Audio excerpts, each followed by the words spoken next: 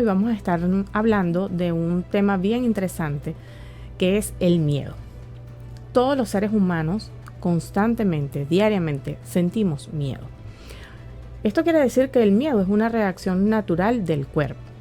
Es una emoción desagradable que tenemos ante cualquier situación amenazante, que percibimos como de riesgo para nuestro cuerpo o para nuestro sistema o nuestro funcionamiento. Y esto puede ser real o puede ser imaginario. Científicamente, el miedo se aloja en la amígdala cerebral y pertenece al sistema reptiliano, ¿no? Por lo tanto, es una de las emociones más primitivas que puede tener un ser. El miedo no es del todo malo, porque realmente su función en el organismo es mantenernos a salvo de las situaciones o de los peligros que podamos afrontar. Pero ante retos importantes, el ser humano se llena de expectativas y reacciona cognitiva, física o emocionalmente ante el miedo, el cual puede ser capaz de paralizarnos o provocarnos situaciones físicas o reacciones físicas que impidan que ejecutemos una actividad, y por supuesto que nos llene de frustración o que nos prive de unas sensaciones o emociones gratificantes. En el ser humano existen muchas circunstancias bajo las cuales podemos sentir miedo. Esto puede ser un miedo a lo nuevo. Por ejemplo, suele dar miedo alejarse de las viejas creencias, de los viejos paradigmas, de las rígidas estructuras, de lo que estamos acostumbrados, de nuestra zona de confort. Puede ser que nos sintamos víctimas. Normalmente el ser humano busca un responsable ante todas las situaciones, que alguien nos solucione, que alguien nos salve, que alguien nos ayude. Dentro de nosotros tenemos esta capacidad tremenda de hacer cambios positivos en nuestra vida, y es un sentimiento maravilloso hacer estos cambios. Es un sentimiento liberador.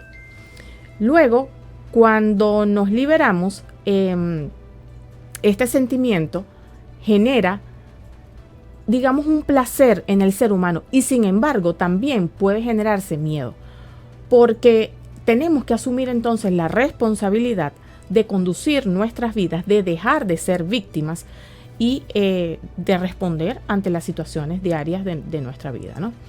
Otros aspectos ante los cuales podemos sentir miedo es a la enfermedad o al dolor. Obviamente nadie quiere sufrir. Sentimos miedo ante el vacío, la pérdida, la separación, la muerte, el rechazo, debido a la falta de valor propio. Esto hace que nos volvamos complacientes, aunque signifique traicionarnos a nosotros mismos. Sentimos miedo ante los desastres, pérdidas materiales o a la muerte. Esto tiene que ver con el apego. Nadie quiere perder lo que ha logrado, lo que tiene, lo que ha construido, y si es placentero, bonito, agradable o lo amamos, mucho menos. Siempre sentimos miedo ante lo desconocido. Tenemos miedo al miedo, ¿okay? Porque sabemos que puede paralizarnos. Nos da miedo afrontar las circunstancias, las situaciones, a las personas, las realidades. El miedo, al paralizarnos, nos hace sentir impotentes. Esto es por nombrar algunos, pero las personas también suelen sentir miedo a las cosas placenteras. Por ejemplo, miedo a la paz, miedo a la tranquilidad, miedo al amor, miedo a las relaciones, miedo al futuro, miedo al silencio, sin darnos cuenta de que afrontar este tipo de situaciones positivas o placenteras realmente lo que pueden es llenar nuestra vida de satisfacciones, no representan un peligro. El ser humano está simplemente condicionado. Un niño cuando nace solamente tiene miedo a los altos ruidos y al caerse, a los golpes, ¿no? Todo el resto de los miedos que sentimos de adultos son miedos aprendidos o miedos condicionados por otros adultos. Cuando nos dicen ten cuidado, te vas a caer, te vas a golpear, te puede pasar esto u otra cosa, no son miedos propios.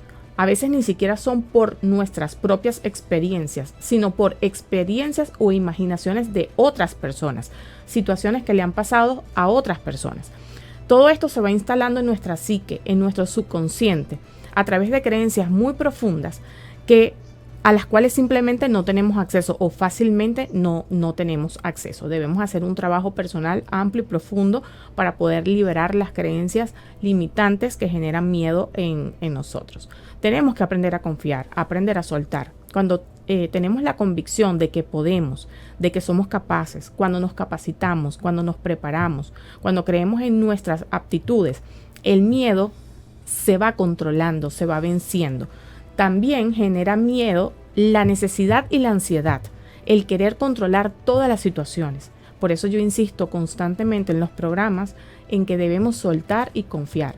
Esto no quiere decir que no actuemos, que no nos preparemos, que no seamos previsivos, pero debemos tomar todas las medidas y también confiar en el proceso, en que las cosas van a darse por sí mismas y que hay una energía que si estamos preparados y estamos conscientes de lo que estamos haciendo, pues va a superar todas las circunstancias. Tienes miedo cuando no confías en que el proceso de la vida te respalde. La próxima vez que te asustes, di, confío en que el proceso de la vida cuida de mí. Esto ayuda en el autoestima, en la confianza personal y en la confianza de que hay una energía superior que nos puede ayudar a vencer el miedo. Observa el miedo, identifícalo, analízalo, relaciónate con él y vas a aprender a conseguir motivos para superarlos. Somos la suma total de las experiencias, de nuestros aprendizajes.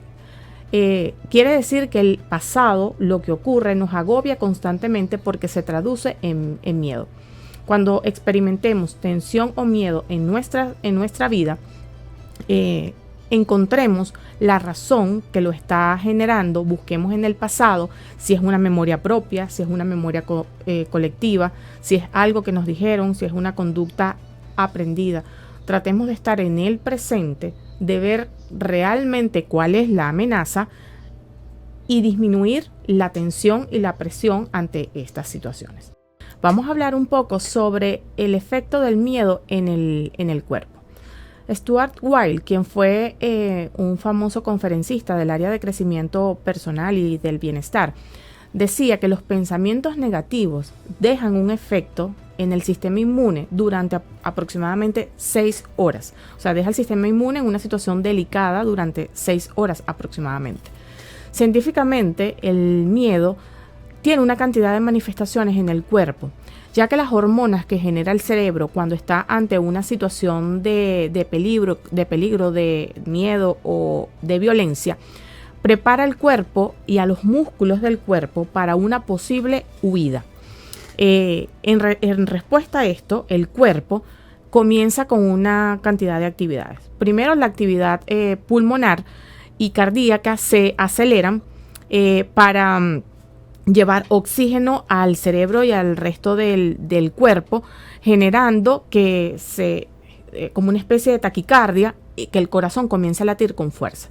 Luego los vasos sanguíneos se contraen y se dilatan, y por eso es que las mejillas de las personas suelen ponerse rosadas o muy pálidas, o alternar entre ambos estados. La función estomacal y del intestino se ve afectada, generando reacciones como indigestión o que se ralentice el proceso digestivo. Los esfínteres se ven también afectados de forma general, causando en algunas ocasiones la pérdida del control y la vejiga se relaja. Por lo tanto, también la respuesta sexual se inhibe. Se dilatan las pupilas, lo cual genera una visión de túnel y efecto de pérdida de la audición, y no se oye ni se ve prácticamente nada más que lo que le asusta a las personas. En muchas medicinas tradicionales, como por ejemplo la china, se considera que el miedo está alojado en los riñones a nivel psicosomático, manifestando físicamente las emociones. El miedo paraliza y bloquea la energía renal. Esta emoción es negativa cuando se presenta por situaciones de peligro imaginarias. De forma prolongada, afecta directamente a la boca del estómago y se manifiesta con deficiencias renales, ansiedad, insomnio, sudor espontáneo y sequedad en la boca.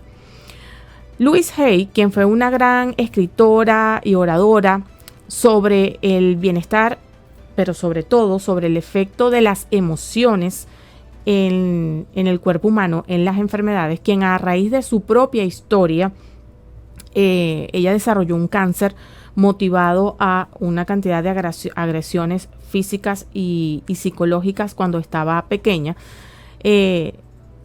generó unas observaciones y unos estudios con los cuales luego escribió varios libros y dio múltiples conferencias al respecto.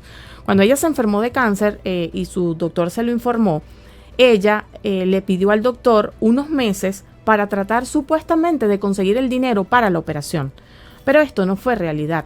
Ella realmente lo que quería era trabajar sobre su cuerpo para tratar de demostrar que si ella, por las situaciones que había vivido, había generado y manifestado esta enfermedad en el cuerpo, también podría disminuirla o eliminarla. Así, a lo largo de un año aproximadamente, ella volvió a la consulta médica y le dijo al doctor que ya disponía del dinero para realizarse la operación, pero realmente estuvo durante todo este año trabajando sobre sus emociones, sobre las memorias y sobre las situaciones que le habían ocurrido emocionalmente. Cuando el doctor le realizó los exámenes, el cáncer había desaparecido. Por eso es que ella se hace tan famosa y manifiesta alrededor de todo el mundo la realidad de la emoción en el cuerpo. Ángel, vamos a colocar un momento las láminas del efecto psicosomático del miedo en el cuerpo, porque quiero mostrárselas a las personas que están viendo el programa. Esto es una lista que ella escribió en su libro Sana tu Cuerpo, lo cual recomiendo ampliamente que lo lean. Y bueno, son muchísimos, pero aquí quise plasmar los principales. Por ejemplo, el dolor de estómago o acidez tiene que ver con el miedo a afrontar un proceso, temor a las cosas nuevas. La amigdalitis es el miedo a expresar lo que se siente. Cuando las personas no dicen lo que quieren ni lo que tienen que decir, les da dolor de garganta, les da amigdalitis. Cuando las personas tienen amnesia o cualquier enfermedad relacionada a la mente o a la memoria, es porque tienen miedo de estar presente en la vida. O sea, les parece la vida tan compleja que prefieren aislar su mente para no estar presente y no darse cuenta de lo que ocurre. La anorexia, la bulimia, la obesidad y cualquier enfermedad o malestar relacionado con el peso significa el miedo a la vida. Debo protegerme. ¿Y cómo me protejo? Me protejo con grasa, o me protejo vomitando, o me protejo comiendo muchísimo. El dolor de caderas significa el miedo a tomar decisiones importantes. Cuando tengo que afrontar a una persona, a una situación, y no lo hago porque me da miedo tomar una decisión, entonces me duelen las caderas.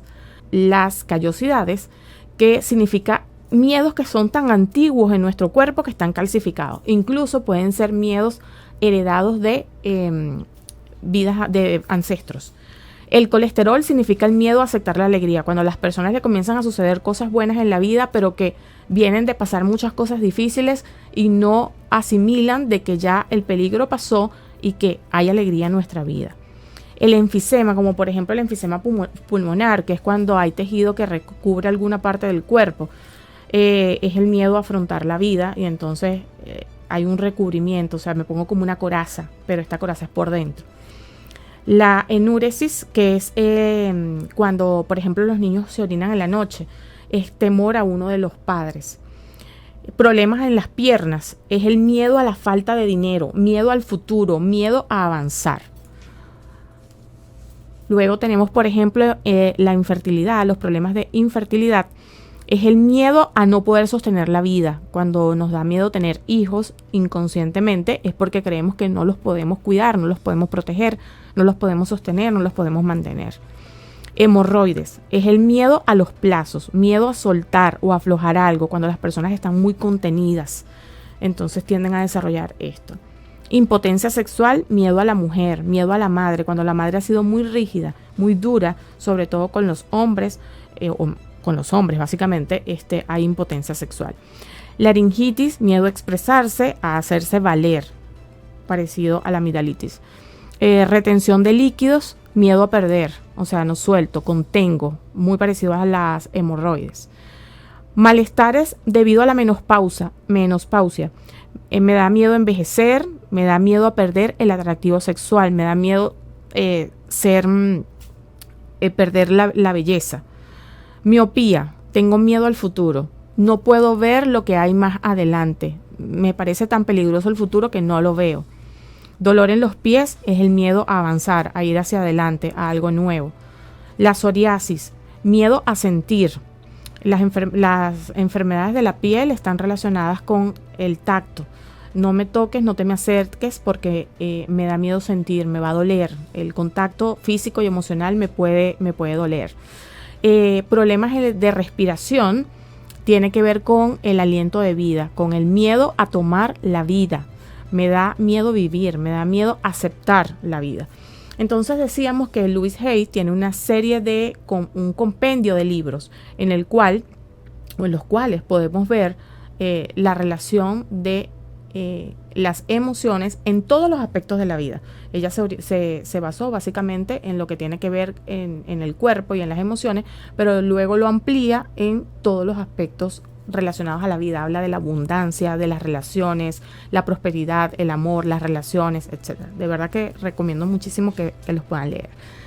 Sistémicamente, el miedo puede aparecer de forma primaria, que significa miedos reales, o sea, miedo por situaciones que realmente están ocurriendo o pueden ocurrir. Y esto puede ser individuales o colectivos. Por ejemplo, una situación que esté ocurriendo en un país, una guerra, una situación económica, una pandemia, una catástrofe. Son miedos reales, ¿ok? Pero también existen los miedos secundarios que están relacionados a lo que nos imaginamos o a recuerdos que quedaron por situaciones que realmente ocurrieron o acontecieron, recuerdos del pasado o por situaciones que efectivamente le ocurrieron a terceros y que nosotros vimos que sí ocurrieron y que pueden representar un riesgo para nosotros. El miedo energéticamente nos debilita porque es una energía negativa. Entonces tenemos que aprender a diferenciar y a controlar cuando este miedo es primario, cuando es secundario, cuando realmente estamos ante una situación amenazante. Bert Hellinger, que también es un reconocido conferencista y escritor, desarrolló la teoría de las constelaciones sistémicas.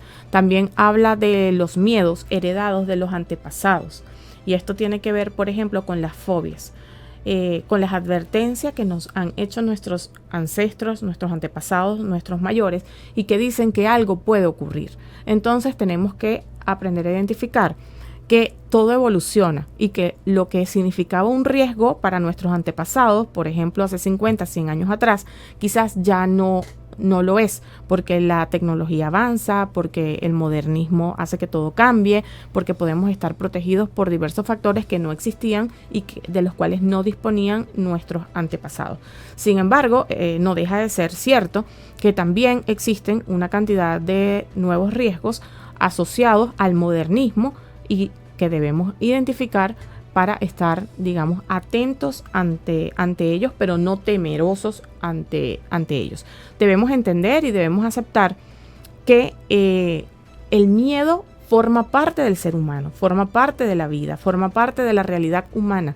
Simplemente es un tema de identificarlo, reconocerlo, aprender a vivir con él y no permitir que nos paralice.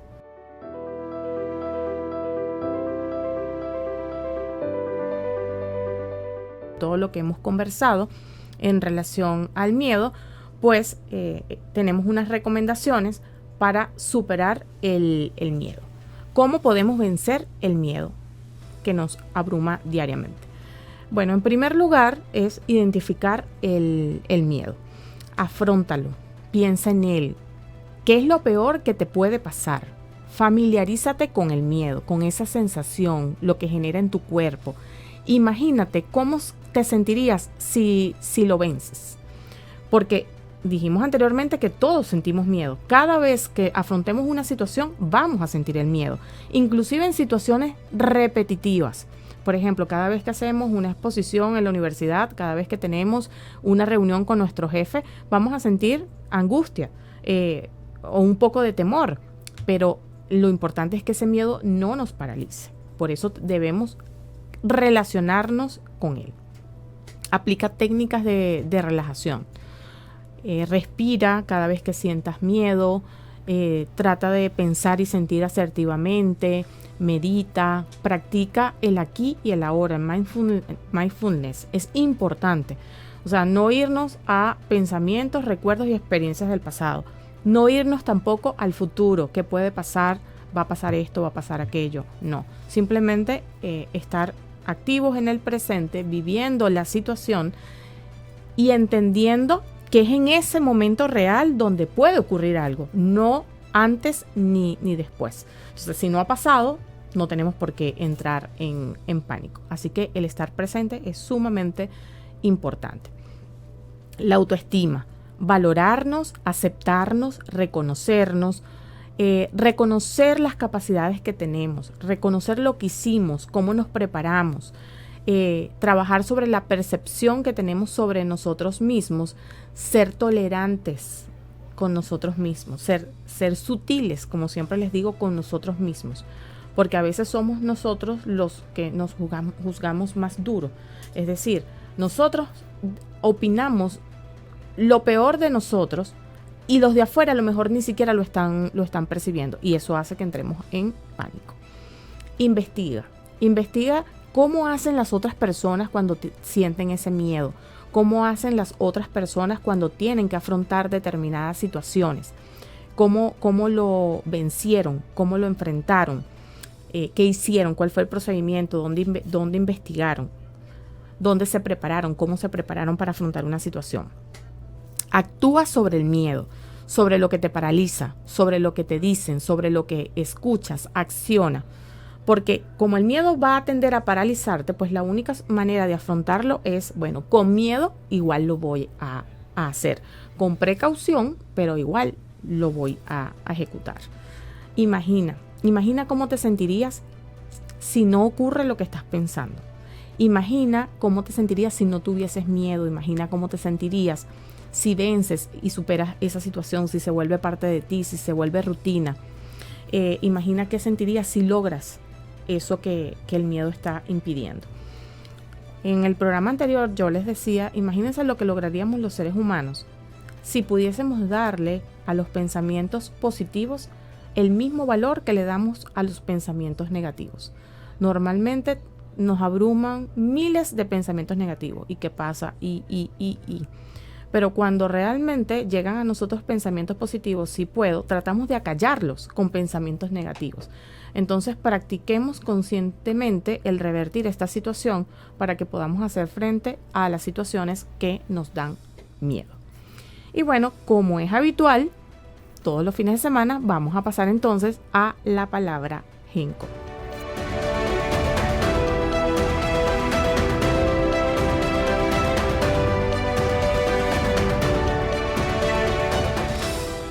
La palabra Genko para esta semana es esperanza. Debemos ser agradecidos, estar alegres, vivir esperanzados, optimistas. Debemos siempre perseguir nuestros sueños sin miedos. La ilusión, el deseo y la esperanza generan una emoción, una sensación de felicidad y plenitud. Si no perseguimos un ideal en nuestras vidas, pues la vida no tendría sentido, carecería de total sentido. Cuando tenemos un sueño, cuando tenemos una meta, cuando tenemos la esperanza de que lo podemos lograr, de que lo queremos perseguir y tenemos fe, todo es posible, todo se crea, todo se materializa. El color de la esperanza es el verde, es un color fresco, un color lleno de dinamismo, de emoción. Sugiero que esta semana utilicemos prendas, accesorios de vestir, la cartera, el reloj, la correa, cualquier indumentaria que sea de color verde para que nos conectemos con esta emoción. Si meditamos, visualicemos la energía del color verde que nos llena de fe, que nos llena de esperanza, que nos da salud, que nos llena de armonía. Entonces espero que esta próxima semana esté llena de esperanza para ustedes.